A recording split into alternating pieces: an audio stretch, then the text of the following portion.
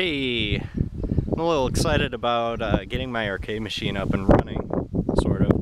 So I decided to do a combination, like introduction video for it and a little walk through my place. But just to give you an idea, I moved out to this town called Leland, and I don't know if you can see it. It's in the middle of nowhere. Behind those trees there's nothing. There's cornfields, and you have to drive about 30 or 45 minutes to get anywhere. But let's take a look at the machine. Now this is kind of a weird little addition onto the house. We live in the basement, but they decided instead of having the stairway outside leading out, because of snow and stuff like that, they rebuilt the house when it burned down and added this little vestibule, I guess. And the landlord, I guess, intended it to be used with bicycles, or I don't even know. Let's see if the camera will adjust. There it goes. So yeah, front door, stairs leading down, and right there is the perfect spot for my machine. It's about 8 feet tall to the top of those speakers, 49 inches wide, and this whole hallway is 52 inches wide. There's absolutely nothing behind it, just that one light up top. I mean, it's not even blocking any power outlets. The only one we have up here is there. There's my stupid blanket to block the glare. And then, I won't go all the way down there, but there's a parts bin I got, a couple coin max screws and stuff for the machine. My brother's got some Batman stuff, and I've got a Pump It Up marquee up there. So yeah, that's down into our living quarters. So right now I need to buy new micro switches, because the ones I have don't fit the wiring harness on here, and I don't want to hack up the wires, and I'm too lazy to grind down the terminals one by one. So until I can afford the 50 bucks or whatever to get new ones, I'm using my PlayStation. I'm gonna go down in here.